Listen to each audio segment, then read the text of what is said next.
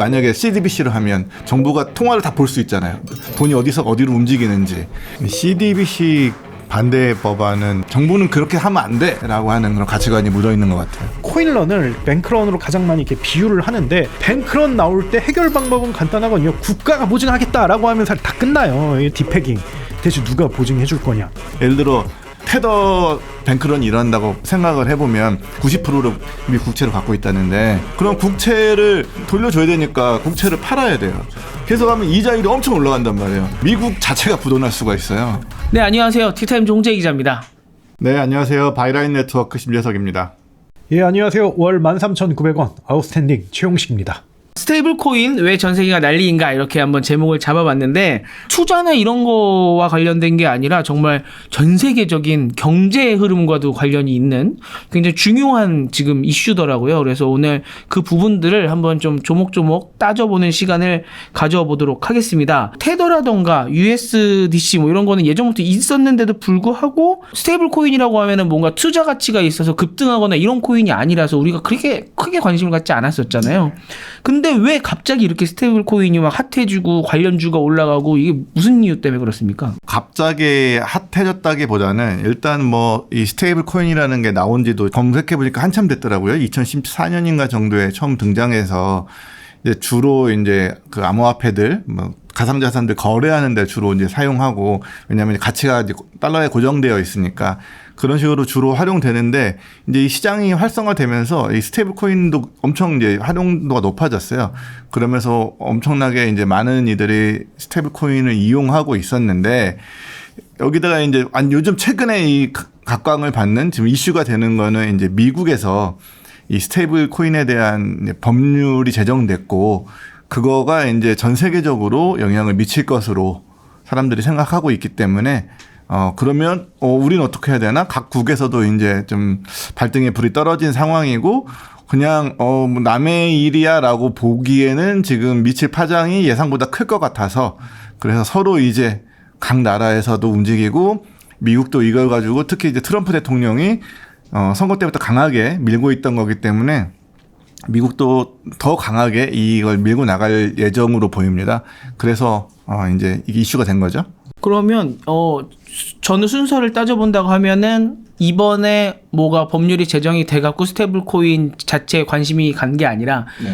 꽤 오랜 기간 동안 스테이블 코인의 실제 쓰임새가 높아졌고, 네. 그러다 보니까 이번에 법률화를 할 수밖에 없었다, 그 과정으로 간다는 거죠. 그런 거죠. 이제 이거를 그냥 계속 두면, 이게 왜냐면 이제 미국은 법이 없으면 모든 걸 다 할 수 있어요. 우리나라는 법이 없으면 아무것도 하면 안 되잖아요. 그러니까 법이 없으면 미국은 규정되어 있지 않으면 모든 걸 다 할 수 있기 때문에 별의별 일이 다 일어날 수 있거든요. 우리 테라 루나 사태 기억하죠. 네. 그것도 법이 없어서 벌어진 일이거든요. 그것도 스테이블 코인이었어요. 걔도 이제 1달러당 얼마 이렇게 고정되어 있는데, 이게 이제 이 고정이 풀리면서 문제가 된 거거든요. 근데 그 경우에 고정이 풀렸는데 실물 자산 뭐 달러를 들고 있지 않았기 때문에 그 엄청난 이제 세계 경제에 큰 악영향을 끼친 일이 벌어진 거잖아요. 이게 또 이제 어떤 규제가 없었기 때문인데, 이런 일이 계속 벌어질 수 있다는 거죠. 그래서 이제 규제를 만들어야 그거에 따라서 이제 이거를 이제 제도화 시키지 않으면 별일이 다 일어날 수 있기 때문에 제도화 시키자. 이게 첫 번째 차원이라고 보겠죠.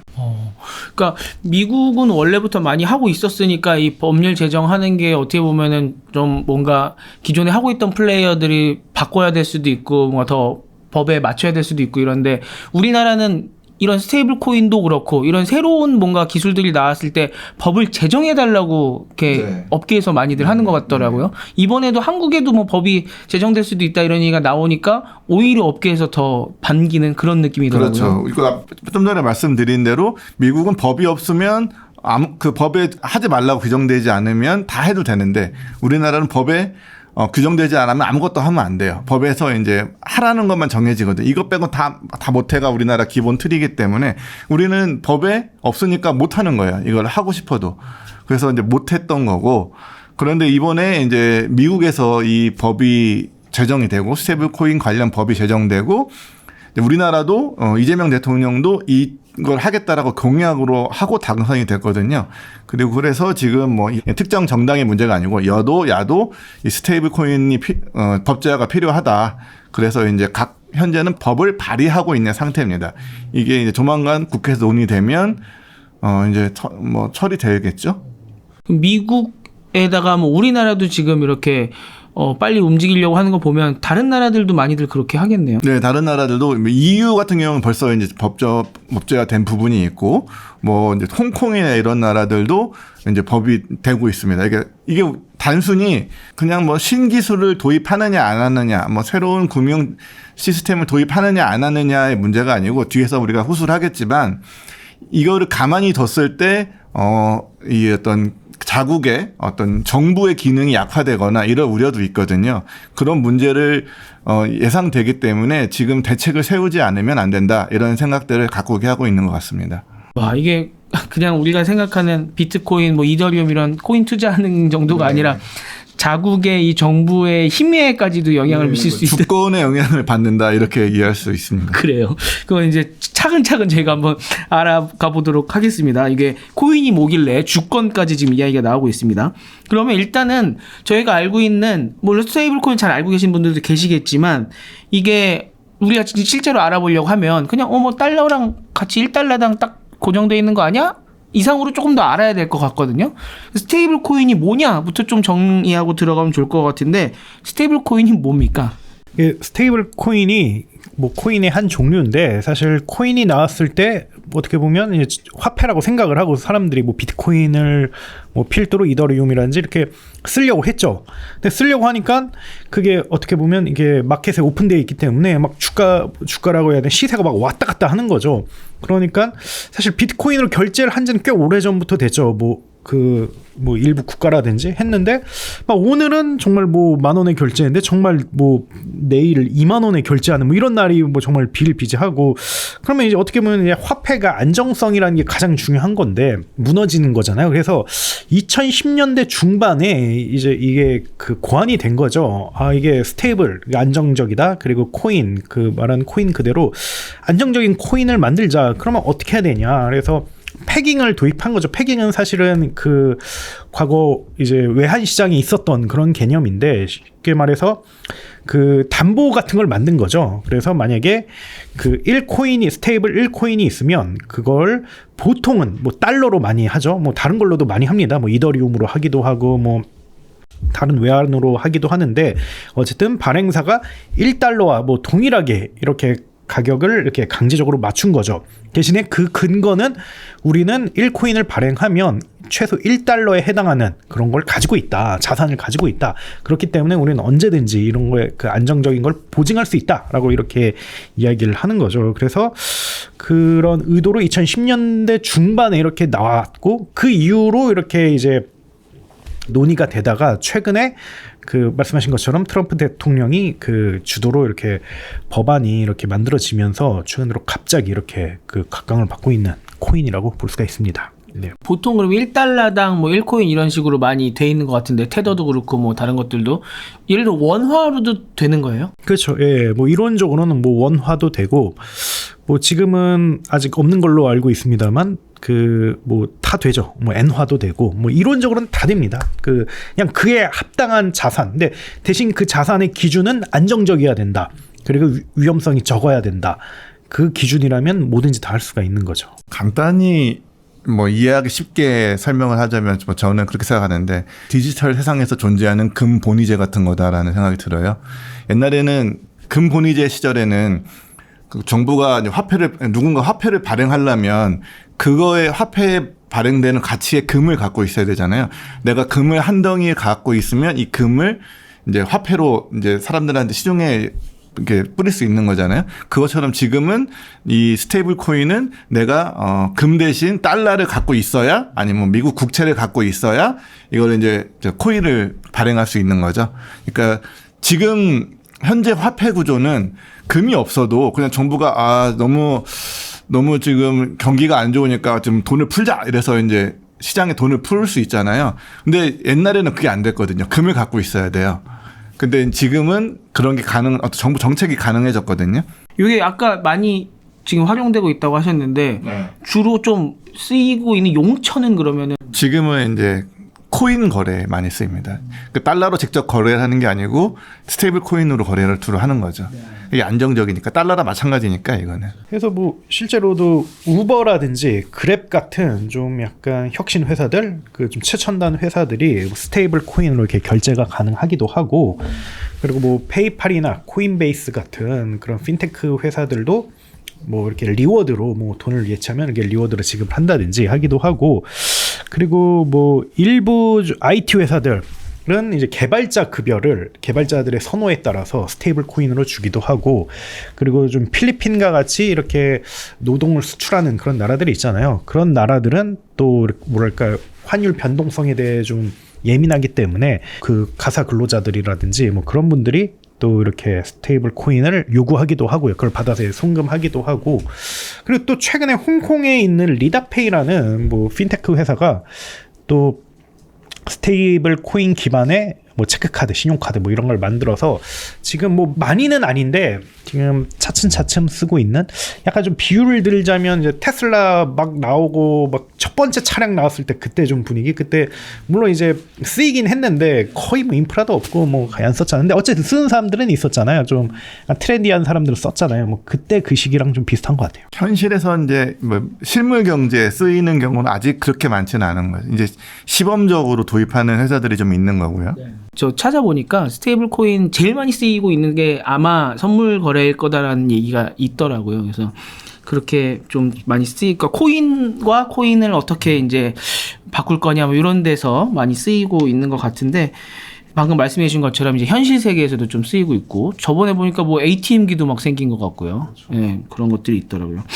이제 법제화가 되고 이렇게 각 나라마다 하다 보면은 진짜 실물에서 더 많이 쓰게 될 수 있지 않을까라는 생각이 들고, 또 아까 뭐 급여 말씀도 해주셨는데 송금이 쉽다 보니까 해외로, 예, 그래서 좀 쓰시는 것 같기도 합니다. 근데 그렇게 되면 많은 분들께서 그렇게 물어보시기도 해요. 이게 그러면 어차피 사이버 머니인데 네이버페이랑 뭐가 다르냐? 예, 뭐 카드사 포인트랑 뭐가 다르냐? 라는 질문들도 하시거든요. 뭐가 달라요? 네이버 페이는 우리가 흔히 말하는 포인트 생각해서 뭔가 이게 사이버머니로 생각을 하는데, 원칙적으로는 본질적으로는 피지거든요. 그 간편 결제예요. 그래서 일단은, 그리고 간편 결제를 기반으로 뭐 송금이라든지 대출, 투자 뭐 이런 거 하는 핀테크 플랫폼이죠. 근데 그에 반해서 스테이블 코인은 결제에 쓰이는 가상화폐 그 자체이기 때문에 둘은 완전히 다르고, 그나마 좀 마일리지 뭐 이런 게 좀 뭐 비슷하다고 볼 수가 있는데, 근데 마일리지는 이제 뭐 쓸 수 있다, 뭐 온라인에 쓸 수 있다, 이거 외에는 또 본질적으로 완전히 다른 거죠. 마일리지는 사용량에 따른 이제 리워드이기 때문에. 그러니까 스테이블 코인이랑 좀 가장 비슷하다고 볼 수가 있는 게, 이게 요즘 CBDC라고 해가지고 그 중앙정부에서 발행하는 전자화폐가 아직 뭐 나오진 않았어요. 아직 나오진 않았는데 그게 가장 유사하다고 볼 수가 있죠. 어쨌든 전자화폐, 이게 실물 화폐가 아닌 전자화폐라는 측면에서 가장 좀 그 비슷하다고 볼 수 있는데, 또 CBDC하고도 많이 다르죠. 일단 CBDC는 중앙정부가 발행하는 거고, 스테이블 코인은 민간에서 발행하는 거고, 그 CBDC는 굉장히 많은 그런 프로세스와 시스템 속에서 나오는 거고, 그 스테이블 코인은 아직까지 거의 뭐 무법지대 뭐 같은 거고, 뭐 그런 검증의 그 잣대라든지 뭐 이런 게 거의 없는 거고, 그리고 뭐 CBDC는 국가가 보증하고 있고, 그리고 스테이블 코인은 그 담보물이 있다고 믿어야 되고, 그거 외에는 없고, 예, 그 다음에 뭐 중앙 집권형, 이거는 뭐 뭐랄까 이제 블록체인 기반의 뭐 분산 원장 뭐 이런 거고, 좀 이런 측면에서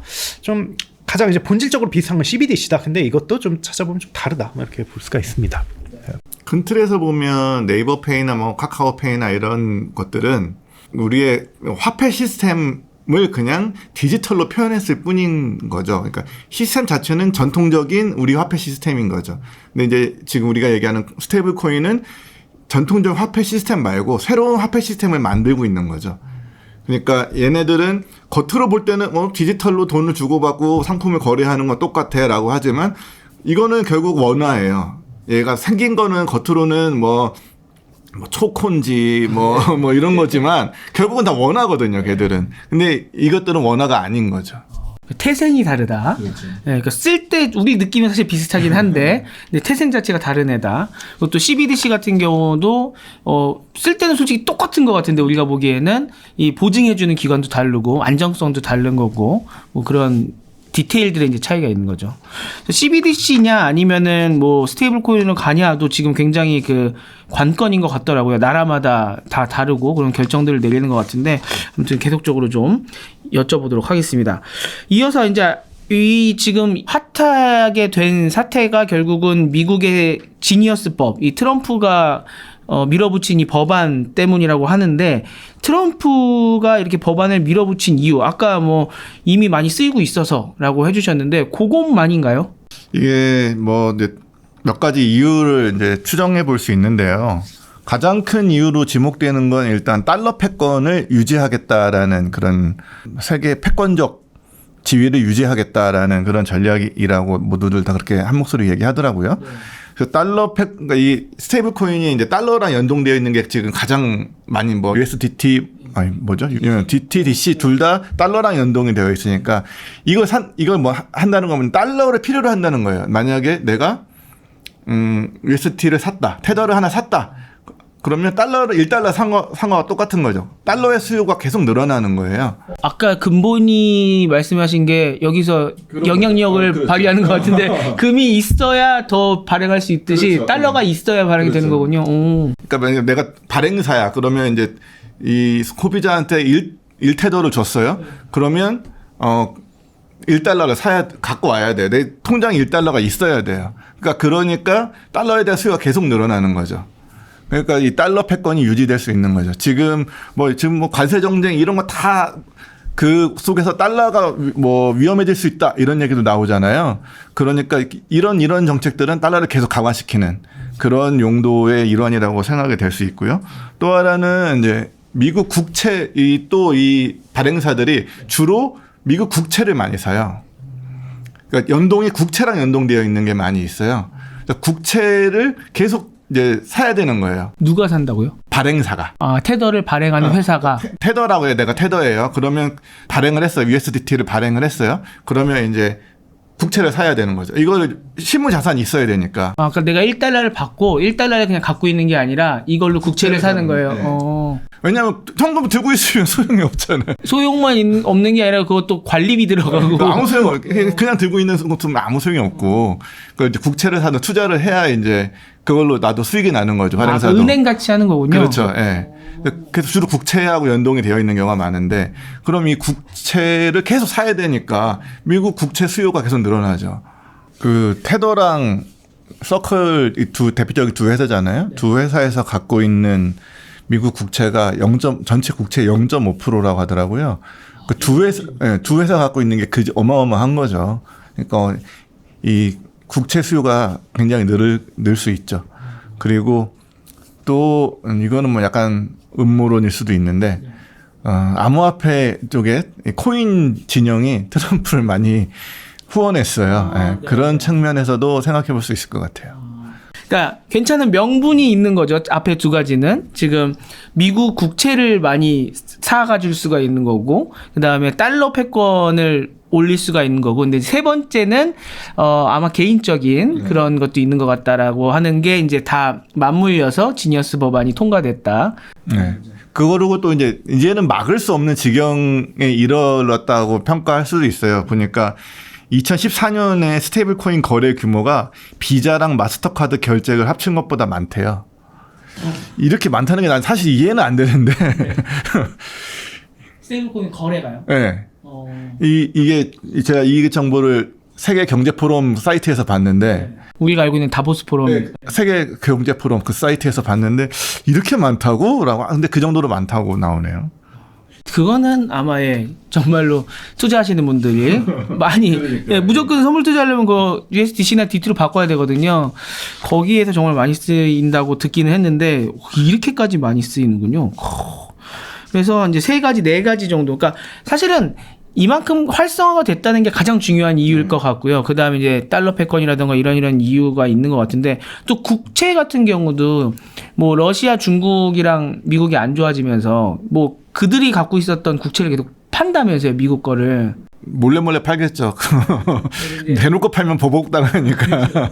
그러다 보니까 지금 이렇게 스테이블 코인 발행사에서 국채를 사가주는 거가 도움이 된다라는 이야기도 있는 것 같더라고요. 미국 경제를 잠깐 보면 미국 경제는 이제 수출 경제가 아니잖아요. 수입 경제잖아요. 지금 관세 또 그래서 이제 문제가 되는 건데 계속 수입을 하니까 달러가 전 세계로 계속 나가요. 계속 날아간 달러를 갖고 와야 되거든요. 영원히 내보낼 수는 없으니까 갖고 오는 용도로 국채를 팔아서 갖고 오는 거거든요. 국채를 팔아야 돼요. 그렇죠. 그러다 보니까 국채를 잘 사가줘야 되는 시스템이 있어야 되고 거기서 이제 기능을 한다라고까지 말씀해 주셨고요.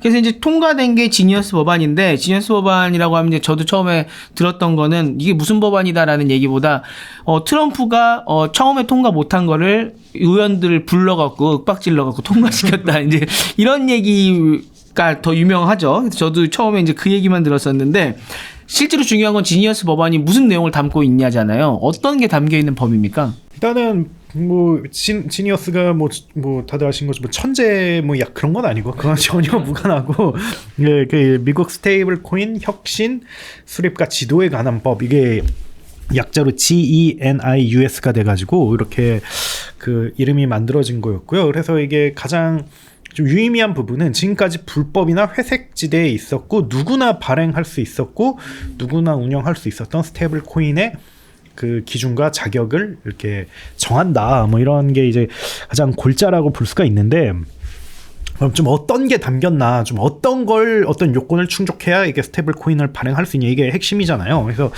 첫 번째 일단 준비금 요건으로는 무조건 1대1. 이거는 그 딱 정말 근본 위제랑 똑같은 거죠. 정말 최소한의 담보 자산이 그만큼 가치가 있어야 된다라는 게 이제 첫 번째 가장 중요한 것 같고 그 다음에 좀 그 감사라든지 공시의 의무를 갖는다. 그래서 좀 코인 시장에 문제가 됐던 게 공시를 잘 안 하잖아요. 다 텔레그램으로 그냥 퉁치고 무슨 일 생기면 잠수 타고 그러잖아요. 그래서 공시 제대로 하고 그다음에 감사 잘 받아라. 그리고 감독 체계는 연방과 그다음에 주가 병행을 할 것이고 관련 위원회를 만들겠다. 쉽게 말해서 좀 탄탄하게 관리하겠다라는 게 그다음이고요. 이어서 소비자 보호 제도가 있어요. 일단은 상환의 권한을 명시해야 합니다. 그래서 최소한 돈 떼먹힐 일은 없도록 그렇게 상환을 해줘야 되고 만약에 좀 큰일이 생겨가지고 청산을 한다라고 하면 자산 분배권을 이렇게 뭐랄까 소비자 혹은 보유자에게 주는 어떻게 보면 투자자 보호랑 좀 비슷한 거죠. 그리고 좀 이거는 아직 확실하게 좀 나오진 않았는데 은행 예치금과 일반 코인과의 개념을 분리한다. 이거는 일종의 이제 전자화폐이지 은행 예치금이라든지 투자 상품도 아니고 그리고 다른 코인도 아니다. 뭐 철저하게 그냥 화폐로만 써라. 뭐 이게 좀 그다음 원칙이라고 볼 수가 있고요. 마지막은 자금 세탁이라든지 뭐 사기에 악용될 가능성을 그 미연에 방지하기 위해 나름의 대책을 만들자가 여기까지가 이제 지니어스 법안의 주요 골자라고 볼 수가 있습니다. 그럼 뭔가 아주 세부적인 그런 대책이나 그런 것들은 아직은 없는 그렇죠. 거군요. 아직까지는 나오진 않았는데 일단 주요 골자는 좀 이렇다고 볼 수가 있죠. 지니어스법도 있고 그다음에 뭐 클래리티법도 있고 또 반 CBDC 법안도 있던데 요 반 CBDC 법안은 뭘 의미하는 거예요? CBDC가 정부가 보증하고 발행하는 뭐 전자화폐인 거잖아요. 그래서 이게 뭐 지금 당장 나온 건 아니고 이게 이제 논의되고 있고 고안되고 있는 건데 이걸 못하게 막는 거죠.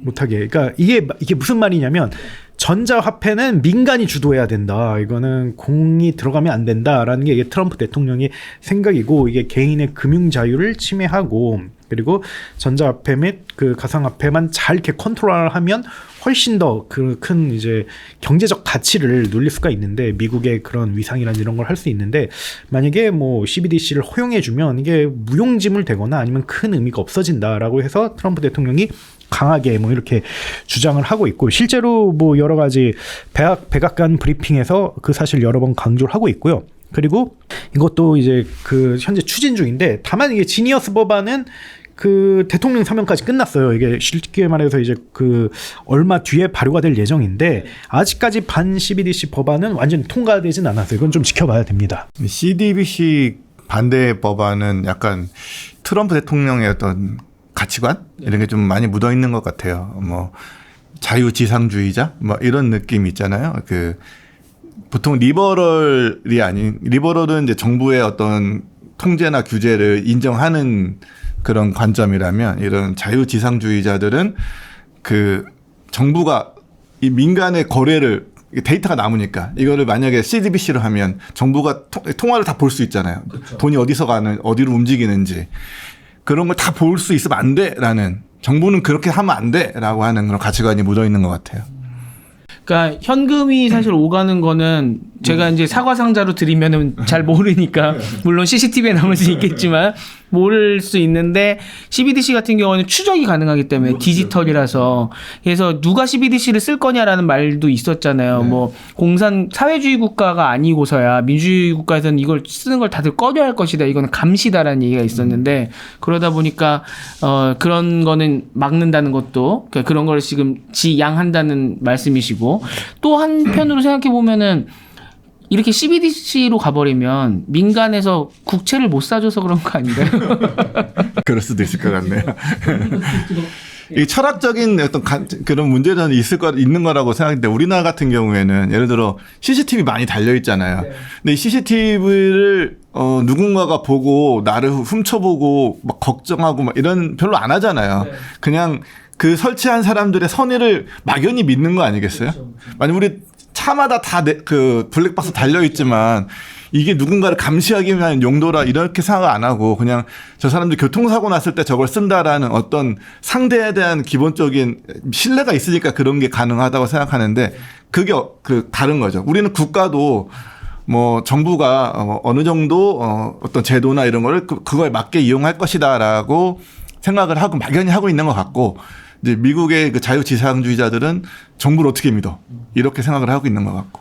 그러면 지금 내년에 이제 법이 완전히 시행이 될 때까지는 세부 규정들을 만들어야 되는 거잖아요. 그 세부 규정들에는 이제 좀 어떤 내용들이 좀 더 담겨야 되고 보완돼야 되는 겁니까? 그게 아직 뭐 확정되진 않았는데 이제 그 연방 및 감독 기관에선 1년 안에 그런 걸 세부 규정을 이렇게 할 것 같고요. 그래서 주로 그 코인 발행에 대한 것들 그리고 운영에 가는 것들이 규제가 될 것 같은데 뭐 앞서 이야기한 것처럼 애매한 부분들이 많잖아요. 정말 뭐 자산은 뭘로 해야 되냐라든지 아니면 뭐 또 후술하겠지만 코인런이 날 때 어떻게 해야 되냐라든지 아니면 뭐 자금 세탁 방지나 뭐 이런 거는 뭐 당연히 뭐 하지 말아야 될 것 같은데 그걸 어떻게 해야 되냐라든지 뭐 이런 거에 대한 논의가 이루어질 것 같은데 근데 아마 제가 봤을 때는 뭐랄까 테크니컬한 건 그렇게 막 어렵지 않을 것 같아요. 왜냐하면 이미 뭐 인터넷에 대한 규제가 굉장히 많이 있고 그에 대한 그 노하우가 있기 때문에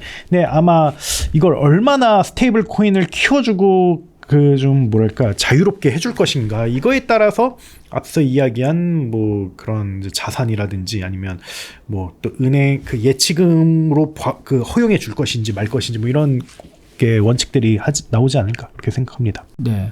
그러니까 발행사한테 유리하게 뭔가 좀 더 자율권을 주고 리스크는 조금 높아지더라도 위험성은 조금 높아지더라도 발행사한테 유리한 것들이 이제 법에 규칙으로 들어가게 되면은 발행을 하고자 하는 데들이 늘어나고 그러면 또 막 활성화되고 할 텐데 그게 이제 궁극적인 목적인 거죠. 미국의 아마 근데 저는 좀 완화된 쪽으로 가지 않을까. 지금 너무 빡빡하게 뭐 예를 들면 이자 지급도 안 된다 뭐 이렇게 얘기하는 경우도 있거든요. 지금 테더 보유하면 이자 지급이 되는데 그럼 이게 예치금이나 투자 상품이랑 뭐가 다른 거지? 그러면 이거는 화폐가 아니다 뭐 이렇게 인식이 되는 거잖아요. 화폐가 100만 원 갖고 있다고 해서 뭐랄까 그 자체로 돈이 나오는 건 아니잖아요. 은행에 안 맡기면 안 나오죠. 은행이나 아니면 투자 상품 안 굴리면 안 되는 거잖아요. 그래서 뭐 이런 이제 굉장히 이제 논의가 많고 특히 테더에 대한 리스크를 말하는 사람들이 늘고 있거든요. 그래서 좀 이거에 대해서는 좀 전향적으로 가지 않을까. 이렇게까지 허용해주고 있는데 뭐 지금 현재 판세는 좀 되게 좀 열려 있다라고 이렇게 볼 수가 있죠. 저는 이제는 안 될 것 같습니다. 이제는 안 된다는 게 그러니까 제도화가 안 될 것 같다. 왜냐하면 이자를 주는 순간 그 발행사가 은행이 되거든요. 네. 그러면 기존 금융 시스템이 붕괴될 우려가 있어요. 은행 중심의 기존 금융 시스템이 사람들이 이제 어차피 이자 주면 이쪽에 갈 수 있잖아요. 그러면 이제 예금 안 하고 그럼 대출도 할 수 있겠죠 나중에는. 그렇게 되는 순간 이제 기존의 금융 시스템이 굉장히 위험해지기 때문에 이자는 아마 허용되지 않지 않을까. 근데 지금 이미 주고 있어요. 근데 이미 태도 지금은 이제 제도가 없으니까 뭐든 다 할 수 있는 건데 제도가 만들어질 때는 금지시키지 않을까. 이자는 안 될 거라고 보시는 분들은 확실히 많이 계시는 것 같고, 근데 저도 아까 그냥 무의식적으로 돈은 은행에 맡기지 않으면 이자가 안 나오죠라고 말씀을 드렸는데, 생각해보니까 외국은 이자를 주는 게 아니라 내가 관리비를 내고 그 돈을 은행에 예치시키는 경우도 있기 때문에 이게 만약에 진짜 이자까지 주고 하다 보면은 은행에 맡기는 것보다 나은 거잖아요. 은행에 그냥 맡기면 내가 돈을 오히려 관리비를 내야 되는데, 확실히 이자는 지금 좀 이자 지급은 막힐 거라고 보시는 시각도 많이 있는 것 같긴 하더라고요. 근데 아무튼 이런 것들을 좀 완화시켜서 활성화에 힘을 줄 것이냐, 아니면은 안전하게 소비자들을 보호하는 쪽으로 갈 것이냐가 이제 앞으로 1년 내에 이제 세부 규칙으로 들어가게 되겠네요.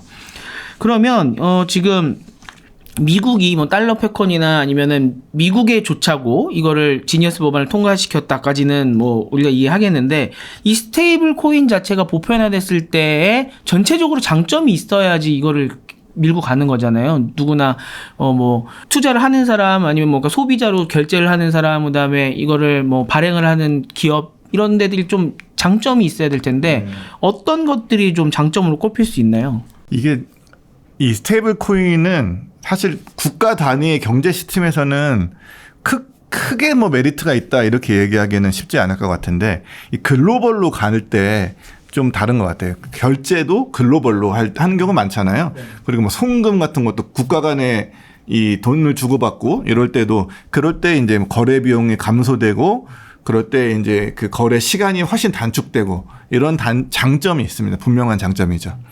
예를 들어 뭐 테더를, 그러니까 1달러를 보내야 되는데 우리 지금 1달러를 보내려면 그냥 보내기 어렵거든요. 은행 가서 뭐 하고, 또 받는 사람 은행이 또 같은 은행이 아니면 또 뭐 스위프트 뭐 가야 되고 이렇게 복잡하거든요. 근데 그런 식으로 이제 그 글로벌로 돈을 거래하기가 굉장히 쉬워지죠. 결제하기도 쉬워지고. 예를 들어 아까 필리핀 얘기했는데, 그 미국 요즘 온라인으로 일을 해요. 근데 미국에서 만약에 돈을 보내려면, 필리핀 노동자한테 돈을 보내려면 개발자한테만 돈을 보낸다고 해요. 보내기 쉽지 않거든요. 계좌도 없는 경우가 많아요. 맞아요. 예. 그래서 그럴 때 되게 쉽게 할 수 있죠. 해외 뭐 그다음에 결제 이런 것도 되게 쉬워지겠네요. 네. 그러면 뭔가 기업 입장에서는, 기업 입장에서 똑같은 장점인데 여긴 구찌가 훨씬 크잖아요. 예를 들어 내가 수출을 했어요. 돈을 받아야 돼. 근데 돈을 받아야 되는데 상대 은행을 못 믿는 은행이에요. 우리 당연히 뭐 우리나라에 있는 은행을 믿지만, 저 나라에 있는 은행, 뭐 저 아프리카 뭐 잘 이름 모르는 나라의 어떤 은행을 믿고 갈 수가 없잖아요. 그래서 뭐 중간에 보증 서는 사람도 필요하고 여러 가지가 필요하거든요. 그런 걸 할 필요가 없이 가는 거죠, 그냥.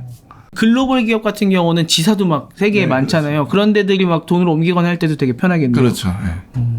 그래서 이게 좀 유의미한 변화가 뭐냐면, 그게 이제 지금 우리의 금융 상품이라든지 뭐 금융 활동 자체가 기본적으로 다 이제 지폐 기반으로 이렇게 다 이루어지고 있거든요. 뭐 환전이라든지 뭐든지. 근데 인터넷 세계는 완전히 다르잖아요. 사실 우리가 1초만 딱 구글이라고 치면 바로 구글 사이트 들어갈 수가 있는 거잖아요. 사실은 뭐랄까 이제 시공간에 이제 그런 게 없는 거라서, 그래서 앞으로 굉장히 많이 창의적인, 지금과 듣도 보지도 못한 그런 게 많이 나올 것 같아요. 예를 들면 지금 사실 이제 디지털 세계에서는 지폐가 할 수 없는 걸 굉장히 많이 할 수 있거든요. 뭐 대표적인 게 그런 거죠. 이게 그 1원을 소수점 단위로 쪼갤 수 있는 거잖아요. 사실 숫자인데. 근데 지폐는 못 하잖아요. 바로 찢어버리는 거잖아요. 예전에 일전이 이제였습니까? 사실 1전뿐만 0.1전도 할 수가 있는 거죠. 사실 이렇게 인터넷적으로 생각을 하면. 비트코인이 처음에는 원 비트코인이었는데 지금은 뭐 0이 엄청 많잖아요. 정말 뭐 24시간 동안 뭐가 계속 굴러갈 수가 있는 거잖아요. 근데 어떻게 보면 우리는 9시부터 5시까지만 뭐가 활동하게 이렇게 생각을 하고 있는 거잖아요. 뭐 이런 거라든지 굉장히 많은 것들이 되게 디지털 기반으로 창의적으로 이렇게 생각이 나올 수가 있는 거죠. 그래서 이게 좀 큰 변화가 될 거라고 생각합니다. 그럴 때 있을 것 같아요. 너무 극단적으로 생각하면, 오늘 은행 문 닫기 전에 입금 못하면 부도나 이러는데, 해외에서 들어올 돈이 있는데. 예, 원래는 그게 정상인데, 앞으로는 이제 그런 게 전혀. 해외 며칠 기다려야 된대 이러면 이제 어떻게 하겠어요. 그렇네요. 그러면 이제 빨리 코인으로 바꿔갖고 하면 되니까. 근데 제가 이제 찾아보다 보니까 뭐 이런 것까지는 이해하겠는데, 나라에서 신흥국 같은 그 국가에서도 장점이 있을 수 있다. 뭐 이런 것도 있더라고요. 신흥국 같은 경우에는 일단 예를 들어 여러 가지가 있는데 일단 이 시민들이 계좌가 없는 분들이 많아요. 일단 그런 우리는 흔히 다 뭐 어린이들까지 다 계좌 하나씩 갖고 있지만 이런 세계에 있는 사람들은 그러니까 세계적으로 그렇게 많은 포션의 나라들이 아니거든요. 그렇기 때문에 이제 이런 보편적으로 사용할 수 있는 이건 어렵지 않잖아요. 그냥 저 휴대폰으로 다 할 수 있는 거고 뭐 은행이나 이런 은행 가려고 저 반나절 버스 타고 가지 않아도 되고 이런 그런 약간 저개발국이라고 해야 되나요? 뭐 표현이 어떤 게 적당한지 잘 모르겠는데 그런 나라에서 모두가 계좌를 갖는 것과 동일한 효과를 가질 수 있는 점도 있고요. 또는 이제 경제가 불안정한 나라들 있잖아요. 뭐 인플레이션이 막 예를 들어 옛날 뭐 IT처럼 막 엄청나게 뭐 유명한 나라들 있잖아요. 그런 나라들. 예, 뭐 아르헨티나도 있고. 그런 나라들이 내가 오늘 분명히 1,000원 갖고 있었는데 이 1,000원이 갑자기 1원이 되면 돈이 다 날아가는 거잖아요. 빵 사 먹으려고 리어카로에 돈을 끌고 간다는 뭐 그런 얘기도 있죠. 이 화폐 가치가 엄청나게 뛰어버리는 경우들이 있잖아요. 물가 상승이 너무 심하게 나서. 그런 경우에도 만약에 스테이블 코인 1테더를 갖고 있다. 그러면 나라 경제가 그렇게 돼도 나는 1테더를 갖고 있으니까 이건 안정적인 거죠. 그러면 제가 예전에 그런 얘기를 어르신들한테 많이 들었는데 이 전쟁을 겪으신 우리 어르신들께서는 꼭 그 달러라든가 아니면 금부치는 갖고 있어라. 왜냐면 나라에 무슨 일이 생기면 달러나 금부치는 받아주지만 한국 돈은 안 받아준다. 이런 얘기를 제가 예전부터 많이 들었거든요. 그런 거를 꼭 달러나 금부치가 아니더라도 또 예를 들어 태도로도 할 수 있다는. 그렇죠. 네. 그 똑같이죠. 실물 자산. 물론 이제 달러라는 게 실물 자산이라고 그것도 이제 가상의 자산이긴 하죠. 미국이 만들어 놓은 가상의 자산이지만 미국은 달러는 신뢰를 받는 화폐니까 그 신뢰를 못 받는 화폐보다 훨씬 더 안정 자산이라고 볼 수 있죠. 그거랑 내가 이제 패킹되어 있으니까 이게 훨씬 더 안정적인 자산을 갖고 있다고 봐야죠. 그런 면에서 그 신흥국 같은 데에서는 또 하나의 화폐 대안이 될 수 있다라는 것까지도. 그러니까 저희가 이제 스테이블 코인 처음에 뭐 생각을 했을 때 어떻게 여기까지 생각을 하겠습니까? 근데 정말 가면 갈수록 연관된 게 되게 많아서 큰 일이다라는 게 점점 더 와닿더라고요. 근데 이게 스테이블 코인이 활성화가 되고 나면은 이게 좋은 일만 있는 게 아니라 우려 사항도 되게 많잖아요. 근데 이게 뭐 아주 쉽게 생각할 수 있는 것부터 복잡 다단계한 것까지도 많던데 좀 쉬운 것부터 어떤 게 우려되는지 한번 좀 찝어볼 수 있을까요? 일단은 디패깅 이슈죠. 이게 가장 크리티컬한 위협으로 보일 수가 있는데, 그러니까 스테이블 코인의 그런 전제라든지 강점이 이제 무력화되는 그런 거죠. 대표적인 게 그 테라 루나 사태죠. 그래서 테라 루나는 이게 루나라는 테라가 어떻게 보면 이게 그 스테이블 코인이고 루나가 이게 자매 코인이었는데, 그래서 루나가 이게 루나를 통해서 운영자가 다양한 비즈니스를 키워서 이게 생태계를 키웠단 말이죠. 생태계를 뭐 20% 뭐 이자를 준다 하기도 하고 이런 식으로 키웠는데, 근데 좀 약간 좀 이상해지는 발언을 하고 신뢰감을 떨어뜨리는 언행을 하면서 사람들이 좀 여기에 대해 굉장히 좀 불신감을 느끼고, 그리고 뭐 20%의 이자를 주면 대체 그에 대한 그 근거는 무엇이 20%나 줄 수 있는 그런 이유는 뭐냐라고 했을 때 제대로 답변을 못 한다든지, 그리고 뭐 정말 뭐 욕설에 가까운 걸 뭐 트위터에 남기기도 X에 남기기도 하고, 그래서 어느 정도 좀 형성이 됐죠. 얘 좀 이상한 애구나. 이게 어떻게 얕보이는 상황이 된 거죠. 그리고 나서 이렇게 그 공매도 공격 몇 번 맞고 그냥 완전 그 루나가 몰락을 해버렸고 테라도 같이 망가져 버렸거든요. 그래서 이게 대표적인 디패깅 사례인데, 근데 물론 지금은 이거를 좀 감안을 이거를 이렇게 사람들이 반면교사 삼아서 달러나 채권이나 아니면 코인 중에서도 뭐 이더리움 뭐 이런 걸로 이렇게 하고 있긴 한데, 근데 리스크가 아직 완전히 사라지지가 않은 거죠. 사실 모르는 거예요, 지금. 정말로 달러가 똑같이 있는지 뭐 어떻게 알겠어요. 사실 실제로도 그런 의혹들이 많아요. 발행량이 실제로 준비금보다 훨씬 더 많다. 뭐 그런 이렇게 의혹이 계속 끊이지가 않고 있고. 그 얘기는 돈은 처음에 받았지만 그 돈 썼다는 얘기인 거죠. 그렇죠. 썼을 거다라고 예측한다는 거죠. 쓰거나 아니면 손실 받거나 뭐 어디다 굴려가지고 그게 많이 나오는 게 또 이게 그 손실 이야기도 많이 나오고 있거든요. 그래서 어쨌든 지금 현실적으로 이제 보유자에게 리워드로 이렇게 이자를 주는데 그럼 어떻게 보면 예대 마진 비슷하게 뭔가를 더 벌어가지고 줘야 되는 거잖아요. 그래야 얘 돌아갈 수가 있는 거잖아요. 근데 이걸 뭐 제대로 잘 하고 있냐. 근데 그래서 뭐 또 여기에 대한 의혹도 나오고 있어요. 어디 투자했는데 말아먹었대. 막 이런 아직 뭐 확실히 이렇게 그쪽에서 테더나 이쪽에서도 인정을 하고 있지는 않고 있는데 그런 게 나와서 늘 이게 딥해깅에 대한 이슈가 있는 거예요. 그래서 사실은 이 어떻게 보면 그 코인런을 그 뱅크런으로 가장 많이 가장 많이 이렇게 비유를 하는데 뱅크런 나올 때 해결 방법은 간단하거든요. 국가가 보증하겠다라고 하면 다 끝나요. 최근에 뭐 신용보증기금도 비슷하게 막 이상한데 막 투자 많이 하고 특히 그 PF로 많이 이렇게 손실 나서 이거 돈 못 받는다라고 할 때 딱 국가가 나와서 우리가 전액 보증해줄게 그냥 바로 끝나버렸거든요. 근데 이런 게 좀 어렵고 안 되는 거죠. 그래서 이게 가장 큰 리스크고 최근에 한은에서 내놓은 보고서에서도 아마 한은은 좀 스테이블 코인에 굉장히 우려를 느끼고 있는 그런 쪽인데 이걸 집중적으로 많이 공격을 했어요. 딥해깅 대체 누가 보증해 줄 거냐. 뭐 1달러 진짜 그걸 믿을 수 있냐. 뭐 이런 걸 많이 이렇게 거론했습니다. 그래서 법안들을 보면 한 달에 한 번씩 검사받는 이런 게 있는 것 같아요.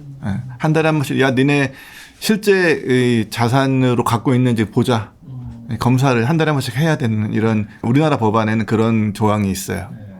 그리고 아까 말씀해 주신 것처럼 스테이블 코인이 위력을 미칠 수 있는 곳이 글로벌이니까 이쪽에서 저쪽으로 옮길 때 여러 나라가 엮여 있다는 건데 이런 문제가 생겼을 때 보증을 우리가 해줄게라고 누구도 하기가 힘들겠네요. 그렇겠죠. 그리고 이 뱅크런이 만약에 일어난다면 진짜 위험한 게 그냥 그 뱅크 하나가 망하는 게 아니고 예를 들어 테더 뱅크런이 일어난다고 뭐 끔찍한 사태지만 생각을 해보면 그러면 테더가 갖고 있는 거는 국채란 말이에요. 미국 국채 90%를 미국 국채를 갖고 있다는데 그럼 국채를 이제 돌려줘야 되니까 국채를 팔아야 돼요.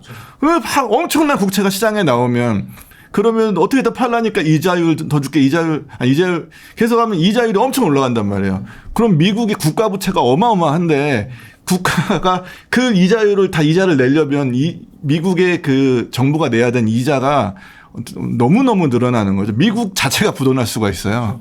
그러니까 이 뱅크런은 그냥 한 기업이나 한 구매자 이 사회 손해보는 게 아니고 나라 전체를 망하게 할 수도 있다는 거죠. 지금도 우리가 알고 있는 금융상품들이나 아니면 부동산이라던가 이런 게 크게 흔들리면 나라가 흔들릴 수 있는 거고 미국이 흔들리면 전 세계가 흔들릴 수 있잖아요. 그거를 어떻게든 안 흔들리게 하려고 굉장히 규제도 많이 하고 들여다보고 있는데 그 정도의 위력을 가진 또 하나의 지금 시스템이 이 안으로 들어와야 되는 상황인데 얘가 문제가 생겼을 때는 기존에 큰 문제를 일으킬 수 있었던 것만큼 파괴력이 크다. 근데 현실적으로 지금 이미 존재하지 않으면 못하게 하면 될 텐데 존재하고 엄청나게 활성화되어 있는 상태잖아요, 지금. 그러면 당장 테더가 뱅크런이 일어나면 미국 자체가 위험해질 수 있어요. 그러니까 지니어스 법안 때문이 아니라 법안이 없는 상태에서 그냥 냅둬도 지금 그 상황이 벌써 될 수 있다는 거죠. 될 수 있죠. 그러니까 얘를 안정적으로 관리를 해야 되는 숙제가 있는 거죠.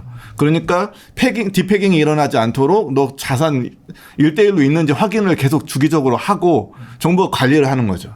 그리고 달러가 흔들리면 아까 이제 저희가 장점 중에 하나라고 이야기했던 신흥국이나 이런 뭐 인플레이션이 심하고 이런 데도 다 같이 날아가는 거잖아요. 그럴 수 있죠. 그리고 저는 좀 드는 생각이 이런 것들이 이제 크고 뭔가 복잡한 문제인데 아주 항상 이야기되는 게 검은 돈이라던가 그리고 저는 그 생각도 했어요. 그 뭐 사이버머니 아니면은 막 그 검은 돈도 우리가 생각하는 큰 검은 돈도 아니고 그냥 정말 뭐 스포츠 도박하고 막 이런 것들 환전을 해주면 안 되는 그런 도박장들 그런 데들도 이런 데랑 코인이랑 이렇게 바로 엮으면 이제는 현금화가 되게 쉬워지는 거 아닌가? 정말 컨트롤이 힘들어지는 거 아닌가 이런 생각도 했거든요. 그렇죠. 그래서 실제로 그 체이널리시스라는 리서치 회사에 따르면 최근 보고서에서 전체 불법 가상자산의 거래 중 63%가 스테이블 코인으로 이루어졌다라는 이렇게 보고서를 내기도 했고요. 그래서 예전에는 그 비트코인이 범죄 수단의 대세였는데 지금은 스테이블 코인으로 바뀌었다라고 얘기를 했고 특히 이란, 쿠바, 북한 등 이들과 이렇게 제재 국가라고 이야기를 하잖아요. 이들이 특히 선호한다. 뭐 이렇게 이런 자료를 밝히기도 해서 스테이블 코인이 범죄 악용되고 있다. 뭐 이거는 뭐 팩트고 앞으로 더 심해질 거는 뭐 막을 수 없는 거죠. 뭐. 스테이블 코인은 이것도 암호화폐이기 때문에 거래가 정확하게 거래가 어떻게 일어나는지는 다 기록이 돼요.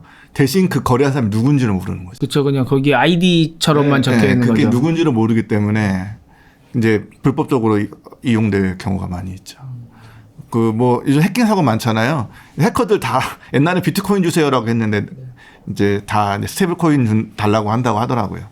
뭐 랜섬웨어 뭐 이런 거. 랜섬웨어 협박하잖아요. 이렇게 내 컴퓨터를 잠궈놓고 돈 주면 풀어줄게 이렇게 하는데 그때 돈 얼마 현금 주면 다 거래에 남으니까 스테이블 코인 달라고. 뭐 대신 이제 뭐 피자 한 판 값으로 거부가 되는 이런 환상은 없어지는 거죠. 이제 안 오를 테니까. 네. 아, 그렇죠. 스테이블 코인은 이렇게 막 급등하거나 급락할 수가 없으니까.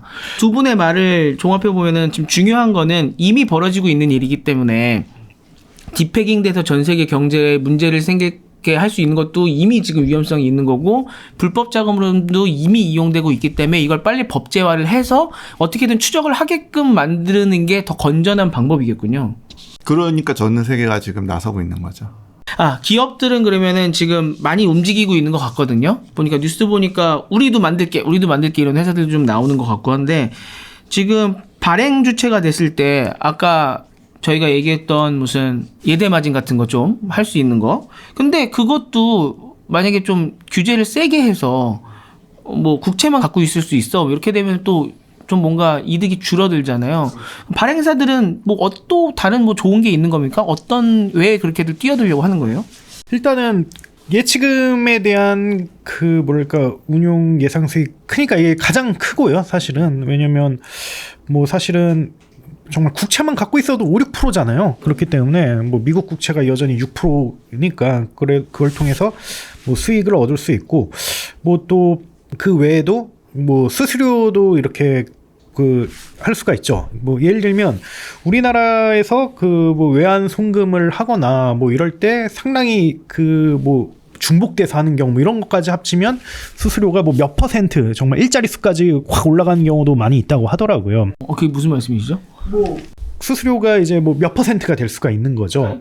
그 코인으로 송금할 때도 아니 일반으로 하면 평소에. 그래서 뭐 정확하긴 모르겠지만 뭐 4, 5%라고 이렇게 가정을 한다면 근데 그 코인으로 만약에 이제 스테이블 코인으로 했을 때 없지는 않다는 거죠. 없진 않고 이것보단 훨씬 낮게 해줄 수가 있다. 예를 들면 테더의 경우 입출금 수수료의 0.1%의 이렇게 수수료를 부과하거든요. 어쨌든 몇 퍼센트보다는 훨씬 낮은 거잖아요.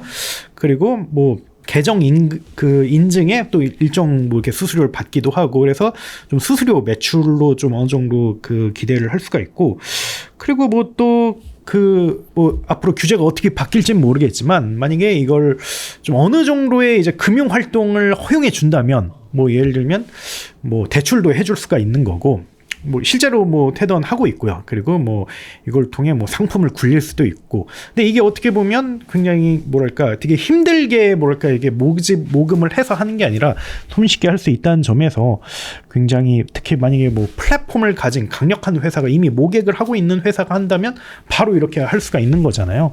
그래서 이게 어떻게 보면 매력 포인트라고 볼 수가 있습니다. 지금 검색을 잠깐 해보니까 테더가 미 국채 보유액이 1270억 달러래요. 우리나라 치면 176조 정도. 176조의 5%면 거의 10조예요. 네. 돈 버는 걱정은 안 되겠는데요? 그래서 실제로 테더가 분기 기준으로 몇 조 원, 한 5, 6조 원 정도의 이렇게 순이익을 내고 있다고 하고요. 그리고 그 서클은 25년 1분기에 700억 정도 이렇게 순이익을 냈다고 합니다. 그래서 뭐 연간 단위로면 몇 천억인 거죠. 사실 예치금으로 인한 수익은 뭐 많은데 아마 이건 순이익으로만 잡았기 때문에 여러 가지 운영비 빼서 서클은 게다가 이제 막 이제 떠오르는 거잖아요. 그래서 이게 굉장히 알짜 사업이다라고 볼 수가 있습니다. 엄청나군요. 아, 이게 규모가 크니까 그렇죠. 뭐 4, 5%라도 이게 엄청나지는 거군요.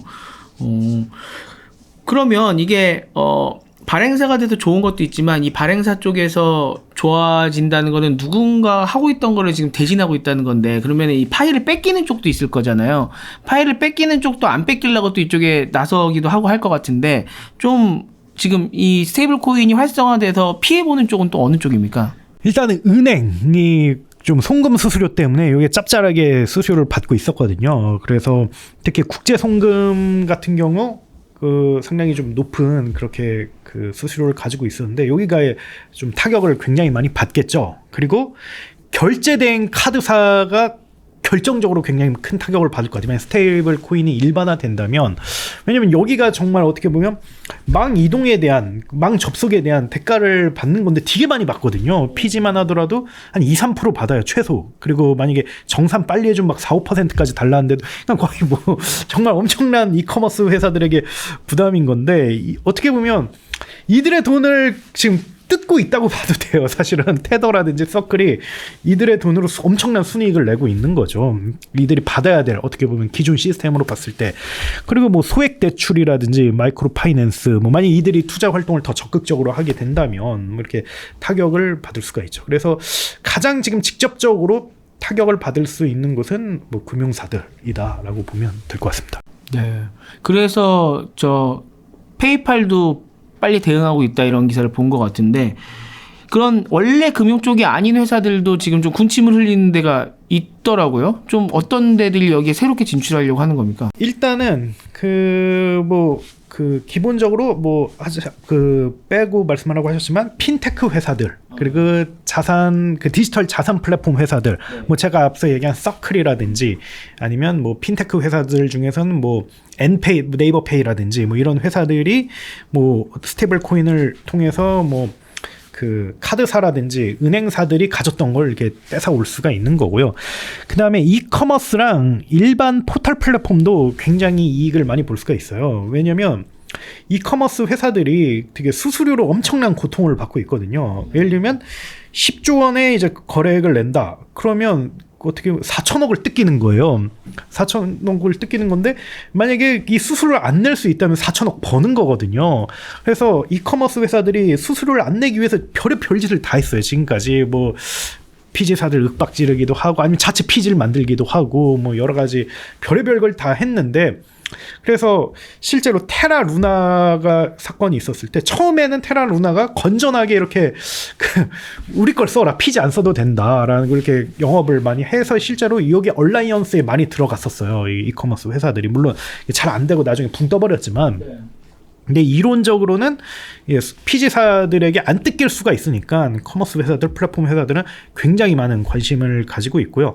그리고 앞서 이야기한 것처럼 뭐 개발도상국의 금융회사들이라든지 뭐 이들은 뭐 모바일 금융이라든지 이걸 통해서 좀 뭐랄까 붐업을 좀 할 수가 있고, 그리고 콘텐츠 회사나 IP 회사들도 좀 수혜를 볼 수 있을 것 같아요. 뭐 대표적인 게 게임 회사들인데, 게임 회사라든지 뭐 아니면 뭐 그 디지털 콘텐츠를 파는 회사들인데, 이들이 어떻게 보면 사이버 머니가 이게 바깥에서는 들어오는데 안에서는 못 나가는 구조거든요. 그리고 안에 돌기도 되게 어려운 구조고, 물론 뭐 게임 아이템 거래가 불법은 아닌데 굉장히 어렵거든요. 근데 어떻게 보면 오고 가는 게 편하다면 이게 훨씬 더 많은 돈이 유입이 될 수가 있는 거죠. 뭐 예를 들면 뭐 그런 거죠. 만약에 내가 뭐 칠성검을 산다라고 했을 때, 만약에 이게 만약에 여기서 재화가 사용이 끝나버린다면 되게 결제하기가 쉽지 않을 거예요. 그럼에도 불구하고 우리나라에서는 몇 천만 원씩 결제를 합니다만, 근데 이게 만약에 나중에 쉽게 팔린다. 물론 지금도 잘 팔리긴 해요. 근데 내가 샀던 금액 그대로 팔린다. 혹은 프리미엄 붙여서 팔린다 라고 하면 더 살 수가 있거든요. 한정판 세일 하듯이 막 엄청 돈이 몰릴 수가 있는 거예요. 그래서 콘텐츠 회사나 IP 회사들도 되게 좀 수혜를 볼 수 있다. 이걸 도입하면 실제로 게임 회사들이 지금 우르르 나선 이유들이 또 비슷한 이유이기도 하고요. 네. 마지막으로 우리의 대처에 대해서 좀 여쭤봐야 될 것 같아요. 지금 국내에서도 법안이 몇 개 나온 것 같고, 이제 법안이라고 하는 거는 이렇게 법을 하자라고 이제 제안하는 정도니까 아직 이게 뭐 확정된 거는 전혀 아닙니다만, 그래도 법안들이 나오는 것들을 보면 대충의 이 아웃라인이 보이잖아요. 어떻게 우리나라는 이 스테이블 코인을 관리하게 될 것 같습니까? 그러니까 큰 틀에서는 글로벌이 다 비슷해요.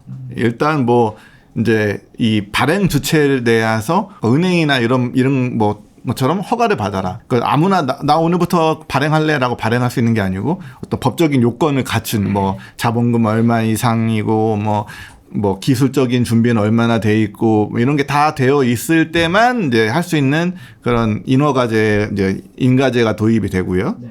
그 다음에 또 아까 똑같은 건데 발행을 100원을 발행하면 100원어치를 실물 자산을 갖고 있어야 된다. 뭐 그게 뭐 현금이든 아니면 국채든 아니면 한 6개월인가요? 어떤 일정 기간 동안 당장 현금화할 수 있는 유동성이 강한 자산을 많이 아마 허용이 되는 걸로 알고 있고요. 네. 그다음에 이용자 보호와 상환 의무 같은 것도 기본적으로 다 되어 있죠. 예, 뭐 이용자가 달라고 하면 줘야 된다. 영업 지금 보면 법안 보면 3일 이내에 지급해줘야 된다. 이런 게 이제 의무화되어 있고요. 그다음에 그 파산을 하면 지금 내가 있는 자산은 이용자에게 먼저 줘야 된다. 약간 우리 학정일자 찍듯이 그렇게 최우선적으로 주는 것 이렇게 되어 있는 거고요. 네. 그 다음에 아까 논란이 됐던 이자 지급 금지는 우리나라 법안에 명시가 되어 있습니다. 이게 은행이 되면 안 되기 때문에 은행이 되면 다른 은행들이 가만히 안 있겠죠. 그렇죠. 그 다음에 이제 또 이제 거래소 좀 특이한 점은 거래소의 책임을 명시해 두는 법안들이에요. 그러니까 이 발행사가 책임을 져야 되잖아요, 사실. 근데 거래소 그러니까 발행사가 이제 하면 이걸 갖다 거래할 거 아니에요? 빗썸이나 네. 거래소가 책임을 지게 만드는 거예요. 같이 공동 책임질. 그래서 네가 감시해 이거죠. 거래소 네가 감시해. 왜냐하면 그건 어차피 거래는 그 안에서 많이 네, 일어나니까 그러니까. 거기에서 정보를 제일 또 많이 들고 있고 우리 하니까요. 뭐 저기 일반 가상자산들 코인들도 뭐 이제 사고가 나면 거래소한테 책임을 묻기도 하잖아요. 그렇죠. 너 왜 그거 제대로 보지도 않고 상장했어 이러면서 그거 비슷한 거죠. 그러니까 거래소 밖을 나가서 내가 송금할 때 외에는 거래소 안에서 사고 파는 거는 사실 그 블록체인 시스템에 올라가지도 않는 거잖아요. 그건 거래소 내에서 사고 파는 거잖아요. 그러니까 거래소가 빠지면은 사실상 누군가의 이 활동을 이렇게 잡기가 쉽지가 않겠네요. 그렇죠. 거래소가 없으면 이거 누군지 전혀 알 수가 없어요. 우리 이 블록체인의 특성상 다 아까 말한 대로 기록은 되지만 누군지는 모르고 있기 때문에 우리 거래소에 갈 때만 내가 누군지 알려주는 거지 그냥 자기가 지갑 혼자 내 개인 지갑을 갖고 있으면 알 수가 없죠. 근데 저는 궁금한 게 그렇게 되면 달러 패권에 지금 종속되지 않기 위해서 각 나라가 이렇게 네. 법을 만드는 거잖아요. 그러면 우리나라에서 발행하는 스테이블 코인은 원화 패깅이 돼서 가게 되는 건가요? 그렇겠죠. 네. 달러 패깅 되면 큰일 나죠. 이게 지금 약간 이게 제가 아까 오늘 민주당 발의한 국회의원하고 통화를 해보고 싶었는데 통화를 못했어요. 그 결제를 그러니까 발행은 당연히 원화 패깅된 그 코인을 발행을 할 텐데 이거를 그러니까 시장에서 나는 원화 패깅 그다음에 테더 그러니까 이게 시장에서 거래가 돼야 되잖아요. 결제에 쓰이고 뭐 해야 되잖아요. 근데 만약에 밥을 먹고 내가 이제 스테이블 코인으로 결제를 해. 근데 나는 테더로 결제할게요.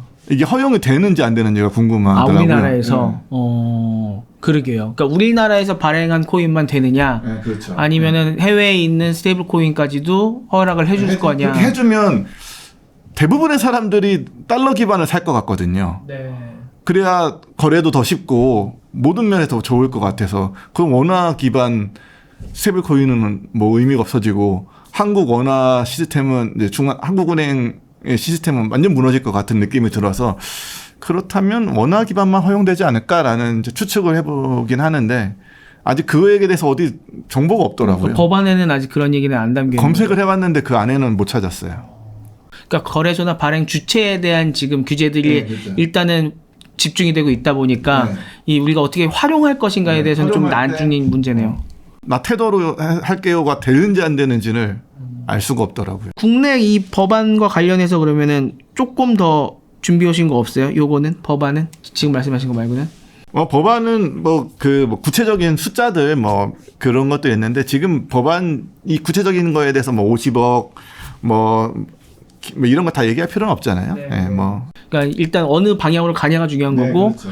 말씀해 주신 것처럼 지니어스법도 상세 내용들이 아직 확정이 안 되고 이제 만들어야 되는 세부 내용들이기 때문에 앞으로 한 1년 반을 쭉 봐야 되겠네요. 실질적으로 어떻게 미국 법, 우리나라 법 이렇게 가는지. 네, 미국에서 법이 통과됐기 때문에 우리도 아마 서둘러서 만들어질 것 같아요. 또 정부가 의지가 있고 여야가 이견이 별로 없기 때문에.